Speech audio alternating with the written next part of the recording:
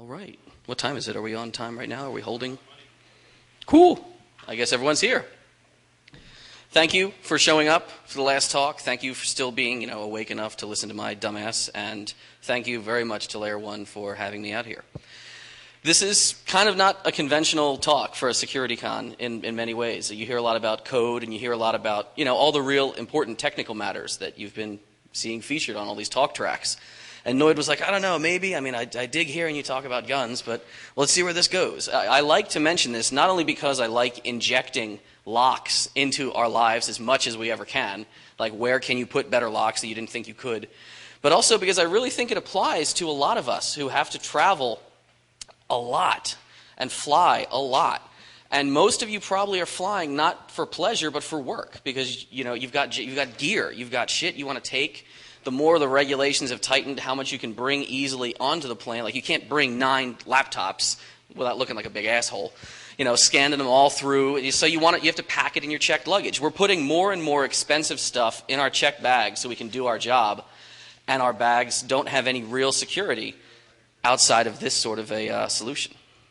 So who am I? I'm just, the lockpick guy. You've seen me around at a lot of events. I kind of go to a lot of cons now since I don't have a real job anymore, unless you want to hire me for some audit. And most of these cons, I can't just get in my truck and roll. I have to fly. I've had baggage problems like the rest of us. I've had baggage theft in the past. My bags get, hassled all the time. After a really bad episode of theft where I had to fill out forms and, I lost all my picks and my knives, and I said, this fucking sucks. I've got to do something besides this. There's got to be a better way. And now there is a better way. Now I have hard-sided, psycho-looking luggage and heavy-duty padlocks that I use all the time when I fly. These are not TSA-compliant locks. These are proper-ass, crazy padlocks, which no one can really get through.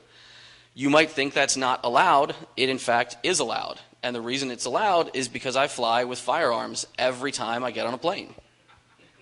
It's absolutely simple to do. It's the easiest thing in the world, and it results in amazing security. You can all do this much more simply than you might realize. The end result of all of this is, someone asked me once halfway through my talk, he was like, so does that mean I could put like laptops in the bag too? I'm like, yeah, you see what I did there. You're following along. That's what this is about. This talk is about how the law works in your favor to use better locks in your stuff when you fly and how it's simple. Some standards you should be aware of. First of all, even though airlines are private carriers that can make up their own rules, there are federally mandated standards that everyone has to comply with for flying with firearms. They're relatively uniform by every airline. Every airline tweaks it a little bit. Ultimately, it just means your bag has to be a heavy, hard-sided case, can't have any soft bag, for the main thing containing the firearm, and you have to have a lock that only you have the key to. No one else is allowed to have access. No one else is allowed to get in your bag. It's really amazing when you tell people that even the TSA, no one's allowed in. It's true. No one is allowed in without you standing right there. Your bags can still be screened. We'll tell you all about how. But if you declare your weapon, they'll give you a little thing to fill out. There you go. From that point on, your bags can be properly, heavily locked. Certain specifics, as I say, it does have to be a hard case. Your ammo, if you are traveling with any ammo, it's a separate classification. Airlines have their own regs on that. The standard is 11 pounds you're limited to of ammo, but not everyone applies to that. No outside labels is something I love to remind people of because airlines get this wrong. And I've had, arguments right there in the terminal saying, no, you're breaking the law. And I tear a bag tag off and like, please print another one. Don't write on it. What are you doing? What you actually will expect, what is going to happen if you want to try this. Everything per normal, everything you've done a million times. You show up with your luggage, you check, you say, here's my info, here's my booking code, I'm flying with X number of pieces of baggage today. They all have to be weighed like any other traveler. When you're going through this process, you say, oh, and by the way, I'm transporting firearms today. I need to fill out a declaration form. Every airline has this little card that you fill out. You show them your empty weapon, usually right there while you're checking in. That's sometimes it's funny. I love when there's like families traveling behind me. I'm like, huh? But it's funny, but I feel very strongly about that. It shouldn't be a gasp. It's the health of our society when average citizens are just seen walking around with, oh, this is my firearm I happen to have today. It should be normalized for kids to see that. They'll give you the little card, you slip it in the bag, you secure your bag right there, lock it up, and then most often it is taken immediately to a TSA screening. They have a specialized spot, usually a couple desks down, sometimes right behind a door somewhere, but ultimately your luggage is given a check. They will know that they're expecting to see a gun, you know. And they see that, and they see nothing else suspicious, and they say, okay, well, that's fine. This was declared, and everything else is green. Thank you. Have a good day. If they need to check it, they'll call you over. They say, this was your case, right? All right, something popped on our scanner. Can we get in here? You'll unlock it, stand right there, and just kind of step back. They'll go through it. They'll be much more respectful going through your stuff than they are back in the bowels of the airport. You know, they'll actually move clothes and fold them. And if they don't, I mean, you can get in their face. You'd be like, actually, that shirt wasn't balled up. Like, it's not going to close. Can you put that back, please? They don't like you to reach in while they're doing it, but you can direct. I've been like, no, can you please put them on top of the pants? And okay, thank you. Turn that around. All right. Okay, thanks a lot. I'll lock that up now. Then you lock it up, and then away it goes. There are some pointers you should be aware of that can make this process work a lot better for you. Well, when I say don't be a dumbass, I mean don't just walk up and be like, oh yeah, I'm flying to Florida today, and that's great because I have a window seat. I have a gun. You know, no, come on. You think about your statement when you say it. Say, oh, I need those forms. I'm declaring firearms today. Obviously, tag your luggage a lot. If it does get mislaid somehow, it's all the more valuable because your steel is in there. When I say keep your cases locked as much as possible, I mean you should always have them locked just by default. When you show up at the counter, when you're transporting to another, oh, we need you to come over here now, sir. I've had an instance where I wasn't paying attention and it was really busy, and the airport employee said, oh, Susie, he's checked in? Okay, and some guy just started like throwing my bat, and I was like, wait, you're sending that away, it's not locked. And they had to run and like pull it off the belt. And don't do that. It's better to be asked, oh, we need to get in this one more time. Oh, we need to get in this one, sir. Like, lock it often. Take it off if you need to. Put it right back on. The secondary area, you can't always count on it being in a smart place or an accessible place. If you have a smart cart, don't give it to someone else who's like, hey, are you done with this? Because you'll probably need it if you have heavy bags. And again, no outside labels. That means nothing printed, nothing handwritten, nothing specially affixed. That little declaration form you may have seen, it looks like a dangly tag with a string on it sometimes, and some of them used to be. That's all been outlawed. It is against federal law. It is something you can get in their face about. I don't happen to encounter it a lot. I have, my friends have. It's just something that sometimes you keep escalating it. Get a supervisor. I have these wonderful, I wish I brought them. I have these sheets that I could give you. Oh, I did bring them, I think. Yeah, we'll cover this in a minute. I have these just rule sheets. Nothing but federal law. Some of them are even laminated. Just keep it, keep one in your bag. If you want to print your own, I have them on my website. I'll show you that. But get in people's faces if they are breaking the rules here. You are not the one who is wrong. Some things you might think are external tags, like, hey, are you putting something on my bag? They're really not. This big yellow and striped one, that's just an overweight tag. If your luggage is too heavy, you can't really get around the penalties. Be like, I'm sorry, I've got all these steel 1911s. They weigh a lot. Count me a break. No, you're going to have to pay baggage penalties. There's no special allowance for ammo weight and gun weight. But it has nothing to do with weapons. The little sticker I saw applied to the actual baggage tag itself, I was like, what is that? Are they putting something on my bag there? No, that's just the TSA has inspected this bag if it was screened specially. The other day I got this slapped on my bag. I don't know if that's because I suddenly got elite status on my Star Alliance or if that's the new airport trick thing to like, oh, there's guns in here. I should have asked somebody. And I used to think like these little TSA things, I was like, well, that's kind of neat. They're really secure. They're all hologrammed. And, if you know what that is, now you can't like fake it. But now they've started producing ones that aren't hologrammed. They've just made these little, this has been cleared by the TSA, orange stickers. So create your own talk about that and what that means for bag security. Some international countries don't have our laws, obviously. You will sometimes see tags on the outside of your bags for international travel. It's totally possible to fly to foreign domains with firearms as well. Just call ahead, find out what the policy is, where you're going. More international notes. Besides the tagging, people ask me about, well, isn't it, hectic clearing all those different custom hops and everywhere else you're going? No, not really. I've never been stopped at customs in general, but even if I had been, I'm not doing anything wrong because I know I'm traveling somewhere where a firearm is legal. I'm not going to bring my guns to Malaysia or something, or Amsterdam when we go over there for HAR because countries are scared of guns. But we go to Norway, we go to plenty of places, Canada. If you're following the laws, you don't have to worry about the customs people messing with you. The customs people are mean and like surly, but they're paid to do a job by being mean and surly. They know their job in and out. They're not going to hassle you. The one international problem you're going to find is airline staffers who are not used to passengers at all flying with firearms. So this guy, you know, sitting behind the Baltic air counter is a country who's probably banned firearms 20 years ago under communism. And he's just, you know, he's, what? You have weapons? I do not understand. Expect quizzical looks from that guy. You may have to escalate it, get a supervisor, or call ahead if you're really flying like, you know, Bob's International Air Travel. But it's, is it Herman Munster? What? I don't know. He looks like Ethan Hawke to me. Maybe he's got a new job. Work is slow. One other tip, it doesn't have to do with baggage hassles, but it has to do with the lines at security when you're being screened.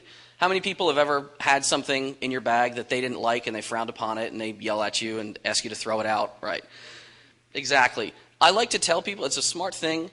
Grab, you know, obviously they say, oh, you can go mail it to yourself. Well, yeah, the post office is always like a mile away and you can't get there and back in time. And it's a post office. We fly on weekends, we fly on holidays, we fly when the mail is not even running. What airports do usually have, though, are mail slots.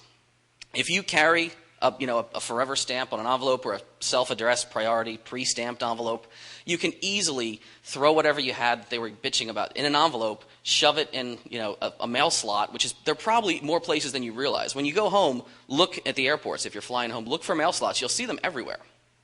Nobody sends like a look where I am grandma postcard anymore, but the jet-setting people, that's why there were post offices and post slots all through the airports. And those flat rate envelopes, you can put a lot of shit in those. And they'll get to your destination. Now, technically, with the new laws, they're only supposed to be like, 13 ounces or 14 ounces? Technically, though, I don't know if that's true or not. I mean, the website online still says you can put like 70 pounds in that envelope, and it's going to get there. As long as you can close the envelope without destroying the envelope in the process. If someone does hassle you at the line, anywhere else, remember that you are following the rules. Have the rule sheet. I really, come up after I'm done. I printed a ton of these for you guys if you want them. Take a rule sheet, shove it in your bag, and just quote these things. Keep escalating it to other people. You're not the one, you guys all know this from social engineering on down. You're not the one who needs to back down. You're not even trying to scam someone here. You're just trying to follow the rules and just keep standing there saying, no, I'm not going to give that to you. No, I'm really not going to let you take it back in that room unlocked. No, I'm sorry, you are violating the law, and keep escalating it. One more thing, if a problem of lost luggage, it sucks being that person.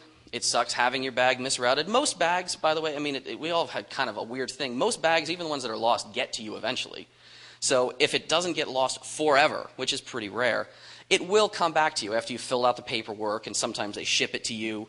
But again, this is one more layer of removed from your care. Now it was sent by some messenger service, or it was in some guy's car, it was in some office in the airport for 2 days while they tried to contact you. If you had locks on this, you know that no one has been in there the whole time. And by the time it gets to you, it's still locked. That's a real big peace of mind in my book. Couple more tips. If you have any type of insurance that covers your bags, and the airlines are often insured to some degree, it can vary, particularly with weapons. I'll talk to you about that in a minute. Different air carriers have different policies.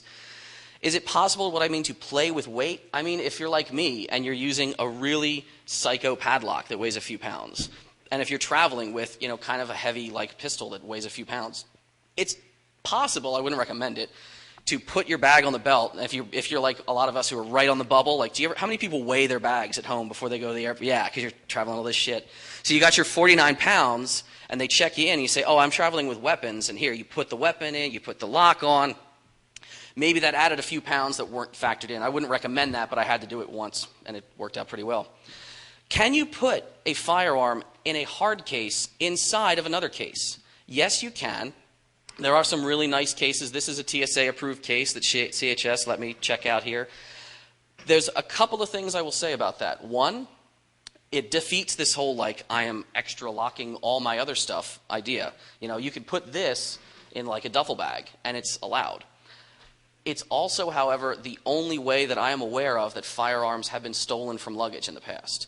Stealing a small case out of a larger case that was not locked or not locked properly is something that's been a problem at O'Hare Airport and a few other places. I've never, ever known of a firearm that's been stolen out of a large unopenable bag. I mean, the only way is to boost the whole piece of luggage, which really doesn't happen that often. Stuff that gets stolen from baggage areas is because someone shoves it in a cargo pant or they shove it in their little sack that they have for their lunch that day. The real interesting trick, what I say, is not just functional firearms. If you're not a gun person, get out. But all right, let's say, all right, whatever. Maybe you live in some, communist state. Like I got to go to Hawaii for Shaka Khan in June. It's a real sob story. I know. I'm really troubled by that. No, if you go somewhere that's very gun unfriendly, you can use firearms that aren't lethal firearms, and they still apply under the law. I'm going to show you and talk about some things that are, I should just let you know, they are both non-lethal, and in any event, they are unloaded, and I'm not the only one who has verified that. We had CHS up here, and we're all clear. That's just, I feel it's appropriate to mention that to you before you guys see any gear. All of the following things count in one way or another as firearms under the law. To lesser degrees. Obviously, shown up in orange, proper lethal firearms completely count. Any type you can think of, if it's legal for you to have it where you're going, it counts as a firearm. You declare it. Flare guns. This is a German Gecko flare pistol. Beautifully made, very cheap. It's about $25, $30. That expels a projectile by means of a combustible propellant. Under every sense of the word, under federal law, it is a firearm. It is not a licensable, you don't have to have any paperwork for it in all 50 states. You can still commit a crime and be charged with a gun crime if you try to brandish or threaten someone. It's a firearm under federal law. That works wonderfully if you ever think you're traveling somewhere that's not gun-friendly. Starter pistols, blank pistols, and theatrical weapons. This is a theater prop. Now it looks unbelievably real. That's because it does take ammo, not live ammo. It takes blank ammo. That completely counts. Skirting the issue a little bit would be replicas and the like. Similar to the other one, this is not going to fire anything. But a baggage handler is not going to, question that. If you say, I'm checking this as a firearm. I don't know if that's skirting the law a bit, but I mean, I use it when I need to, and I don't want to take another piece of actual steel. Would someone, treat an airsoft or a plastic training blue gun as I don't think they would? I would not be surprised if you were told by someone, oh, I need to have this declared. So be on the safe side, try to declare it. Be prepared, someone might tell you, yeah, you don't have to, sorry. Oh, you can't put this lock on there. No, sorry. Gun parts and hardware, you guys know that the receiver itself, the serialized receiver, is the firearm for purposes of FFL transfer. And I would never take, even a stripped receiver, try to take it to a secure, sterile area of an airport. It has to be in your checked bag. And if I was transporting one, I would probably declare it, not because I'm expecting to leverage the law in my favor. I might get someone looking at me funny, but I would just feel more comfortable declaring it because I think that's the right thing to do. I have, if you want to listen to it, on the website, or we can play it later. I'm sorry, go ahead.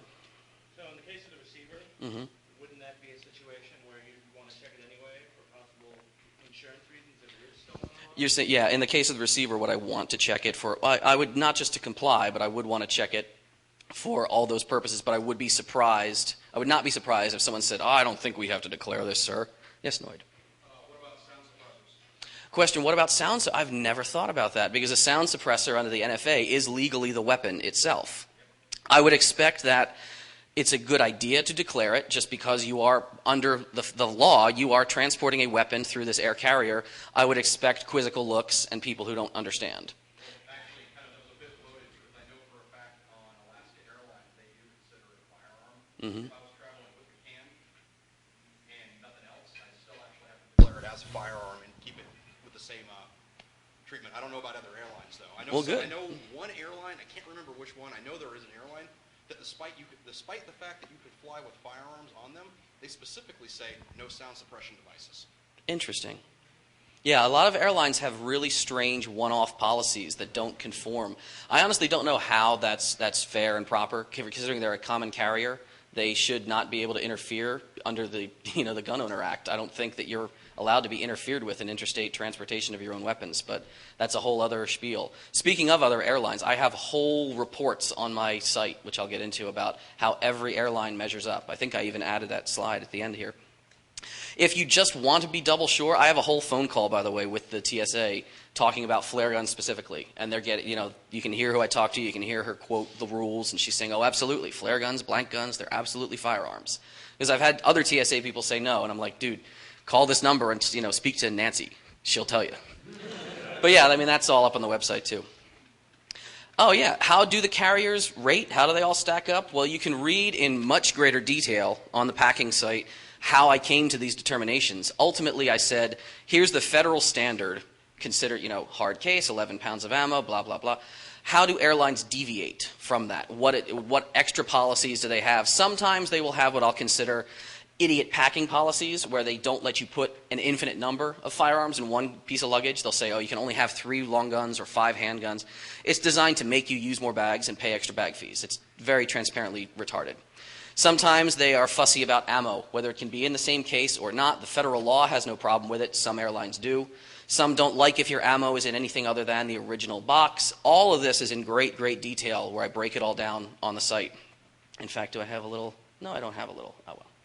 And literally, I'll just point out some of the really horrible ones. Why do some people have C's and especially D's?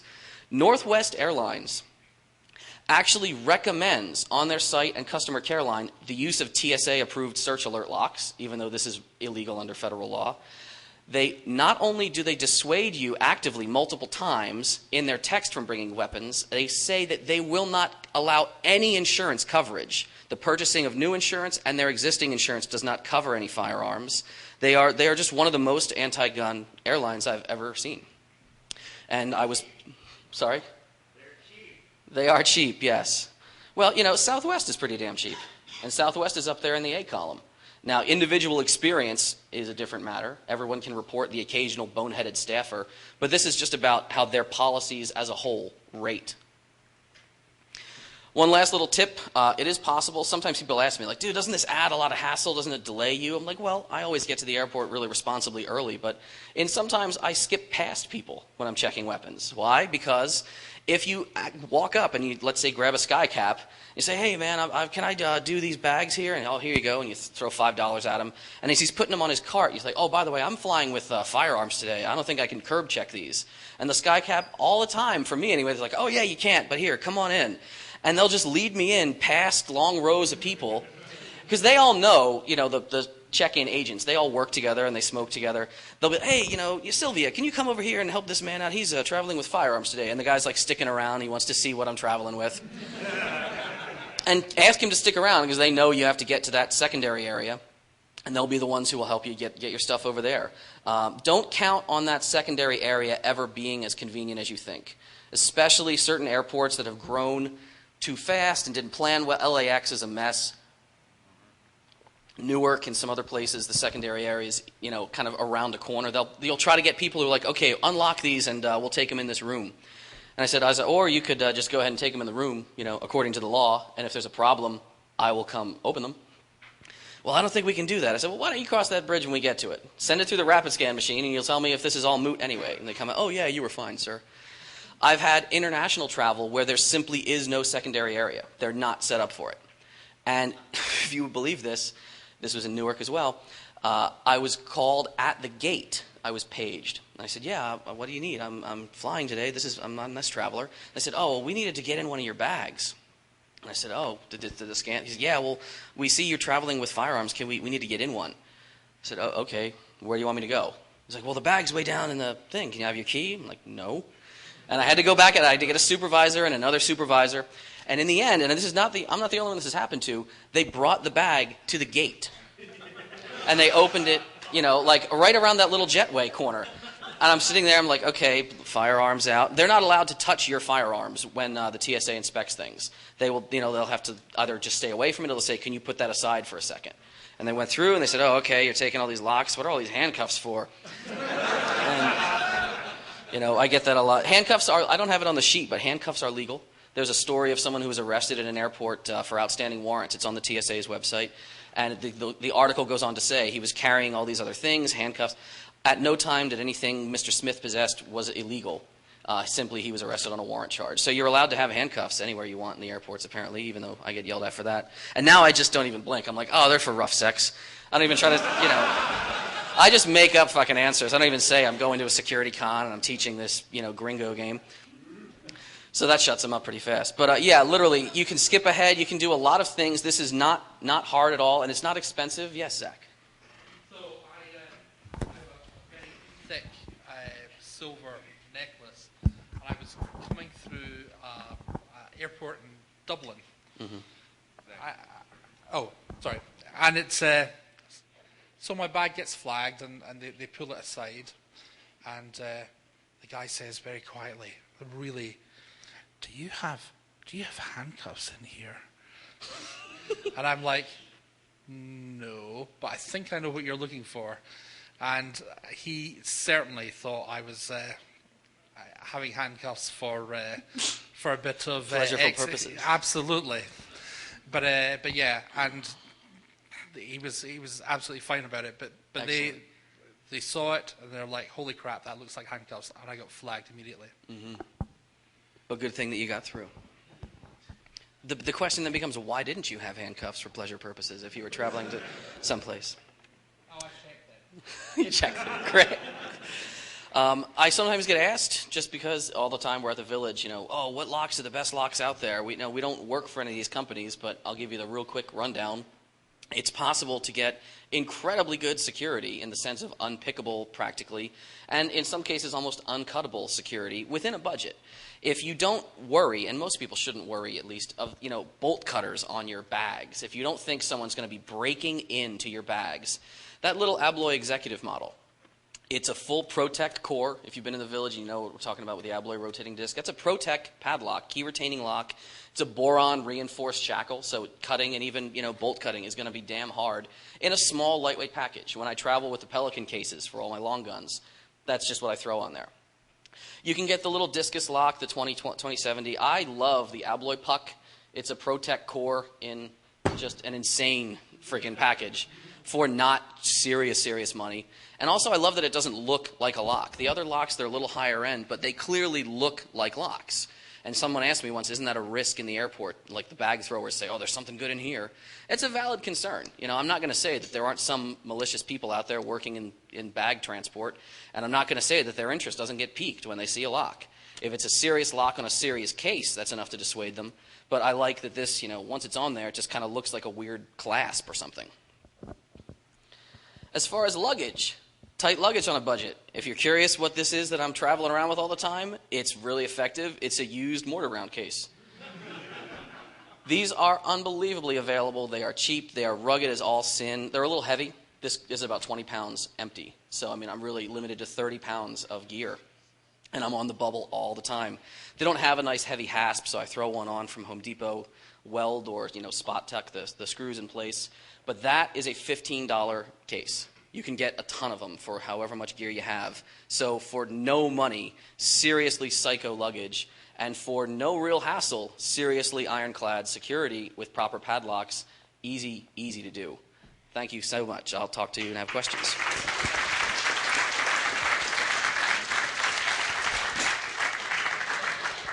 There are a few people I should specifically thank. Datagram and Scorch. You guys are seriously awesome. The village. How many people came to the village? Yeah. Right on. I had a blast. They let me kind of show up and do my gringo thing, and those guys really rocked. You two, you are my sanity this conference so very much. Thank you guys, and way to go again, CP, for picking me up at the airport and that whole bit of drama, and especially the Noid, Evil, and everyone at LayerOne for having us all out, including me. It was a real pleasure to be here. So thank you, and any questions?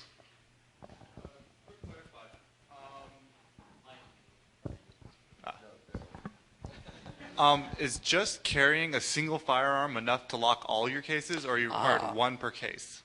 The question is, you had this mic, so you guys heard him. No, you can't lock cases if there are no firearms in them. So one case, but you're not required to put all your guns in one case. I had that once. I showed up with 4 of these fuckers, and I had one pistol in each one. And the woman was like, it would be less work, and you wouldn't have to fill out all these forms if you put them all in one case. I was like, oh, I see what you're doing there. I never thought of that. Wink, wink. Maybe next time I'll do that, lady, but that would be smart. No, you can't lock without the firearm. But there's literally, like, you can have a 22 caliber Derringer. You can have a little pocket gun. It counts. You can have a shitty flare gun. It counts. Yes, Noid. What about black powder? Black powder. The weapon is legal. I got to get out of that habit. You shouldn't call something a weapon unless you're using it defensively. The firearm is legal, but the propellant is not in any circumstance. You're allowed to transport modern cased ammo with smokeless propellant. You can't transport loose powder, which would include loose black powder, under any that I am aware of. More along the lines of, if I've got like a whole new Army in my bag, do I have to declare it as a firearm? I would imagine you should. I think, well, depends if it's vintage, because you guys, I don't know if you know, anything manufactured pre-1899, pre-turn of the century, is not legally a firearm under federal law. So you can transfer it without, an FFL involved. I think for just simply not having your bag disturbed somewhere in the airport if it pops on a scan, and for the benefit of, like, why the fuck not? Why wouldn't you want to lock it? I would say yes, but you could get some guy trying to say, oh, I don't know about that. I have to talk to somebody. Well, black powder handguns would fall under basically the same sort of laws as a flare gun. I would imagine. You can mail order them. They're not technically firearms. You don't have to do paperwork for them, but they are. They expel a projectile. They are firearms. Yeah. They're all firearms that use them in a crime. So I think that would be the standard that would apply. And airlines are skitterish. They want to limit their sphere of liability. They want you to comply with this declaration as much as they can. We'll do 1 and 2. Do you have anything to say about Pelican cases? I mean, I understand that you have your ironclad bulletproof mortar round case, which is awesome, but it's probably kind of a pain in the ass logistically. It is. I worked for a company for a while that did training. It was Fair Isaac, actually, and to train, for example, Discover. When we went to Discover's campus in Chicago, we had these giant fuck-off, 4-foot across Pelican monster cases that we put sun machines in that were like 8 inches of foam on each side, where I know they make those things smaller. Oh, yeah. Pelican's wonderful. I use them for my long arms, the 1700 series of rifle case. For almost the main reason, besides the fact that they're light and crush-proof and all that, Pelican's warranty. It's like the Surefire warranty. It's like, we don't care what you fucking did. Send the broken pieces that went through a lawnmower to us, and you just get a new one. So I love Pelican for that reason. I also love that if you go to their site, the Googles will help you, they have a whole page. It's nothing but a big table of every case model they have and every air carrier, nationally and internationally, and what's carry-on, what's regular, what's oversized, so you can plan everything out. Oh, that's awesome. Yeah. How does a price stack up against the $15 mortar case? They cost more. Yeah. The 1700, the long rifle case, the nicest one, it's the only one in the 1700 family that's not oversized. Oh, I think is about $200 or $250. Yes, sir. Casesforless.com. Awesome. I'll check it out. If you're traveling with just ammunition, do you still have to lock your bag? Do you still have to lock your bag? I've gotten different answers when I've specifically called about that question. Some people say, yes, you absolutely should. Other people have told me no. I've never personally tried it. Again, I would say it's one of those things where if you are just, I want to bring this ammo, it's a good idea to declare and see what they say and try to just err on the side of caution, but don't count on it always going to work in your favor. Don't use this as you're trying to leverage the law in your favor because you might not get someone who's going to, not give you a hard time about it. The other thing I will mention, as I should have slipped this in earlier, any of these small cases, like this one, the CHS, his case, that is a lockable case. Any other cases that are lockable, like they have the little loop, for the padlock, cut that off if you want to try it this way. I worry, and I have one friend that they did this once. They said, "Oh, well, you don't have to lock that whole big bag. I see that your little gun case you can just take your padlock and put it on that. That would make life easier." And they were trying to insist that he did it. Now, thankfully, the shackle wouldn't fit through the loops. But don't, if you're really worried about them trying to scam you, because the more people do this, they're going to try to cut down on their overhead of work. Consider that. Don't be like, "Oh, I'm going to lock my little case, and then I'm going to lock my big case." I've seen people, they say, no, this lock has to come off. I've seen the locks cut off the big case before. So be mindful of that. Don't give them an out. Don't give them a direction they can send you and be like, "Oh, I'm sorry, I can't. I'd like to comply, but I can't." Yes, sir. What do the laws actually say regarding the types of locks you can and cannot use? The reason I bring that up, because it's exactly applies to what you're talking about with these. The case that I loaned you, those are called a Securite. They're manufactured for like the American Firearms Certification Instructors Institute or something weird like that. But they have a combination lock model. So if a combination lock does not qualify, then it's a good case for transport, and they're inexpensive and they're small, but then you'd still have to lock your bag. Combination locks do qualify. The law states they must be locked with a lock that the law states no one else gets the key or combination to. So that's the reason the TSA locks are not approved, because it's well known there's a master key that everyone has out there. I would also state that if there was a generic mass-produced, like the firearm trainer's kit, and every one of them has the same key for like range safety purposes, you could make the case that that wouldn't be approved for this, because the key is universally so well known. But yeah, that's the part you can really get in someone's face when they say we need this, and say no, you don't. You don't get the key. The key never can leave my possession. Same thing with a combination. You say no, I know the combination. I'm not going to tell you. A neat idea about that combination thing would be you could always claim, oh, I bought this on eBay. I don't know the combination. I can't lock the inner case if someone really gives you static. That's a good point. So yeah, there's that. Anyone else? Yes, sir.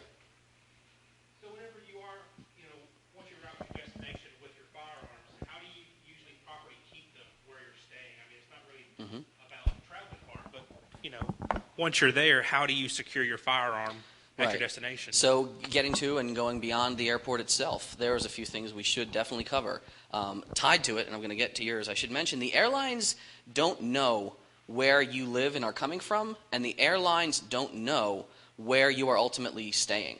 So I could fly out of New York with weapons that are not New York legal, and it is legal to do. If the weapons are legal where I am, and I have these firearms and I'm transporting according to the law, where they're locked and unloaded, I get to it's just like the law treats a common carrier airline as another interstate highway. So the safe passage provision applies. You can show up and you say, here are my firearms, I'm declaring, and you fly, and I could fly into, here in the People's Republic. I could land here. They don't know that I'm staying in California. It's not their business to know, and they want to limit their liability, so the airlines won't know. You could make the case, oh, I'm getting in a car and driving to DEF CON with these people, so I'm going to be in Nevada. It's not going to work for me when I, go to Shaka Khan, because I'm not going to paddle somewhere out of Hawaii. They know I'm going to Hawaii, so. But yeah, so there's that to consider. Specifically, how do I keep things? These usually I can just kind of live out of these when I'm getting to a destination. The locks are heavy enough, and I can put a chain or something on them and chain them to a pipe if I really want to. Yeah, I mean at DEF CON we have so much in the way of crazy crap in all of our rooms that it doesn't really matter, but. Yeah, and the same thing, I don't notify hotels or anything. I don't know if you guys ever try to do that or don't do that. I never tell them what I'm transporting, because again, the law is in your favor. If you are you're the tenant of that room for the night. That is your dwelling under the law, and I don't believe, are supposed to be able to restrict what you can and can't have. I'm not a lawyer. I don't know this for sure, but yeah, that's what I do. I just keep the shit locked there. Anyone else? No? I guess that's it. We can go drink. Thank you.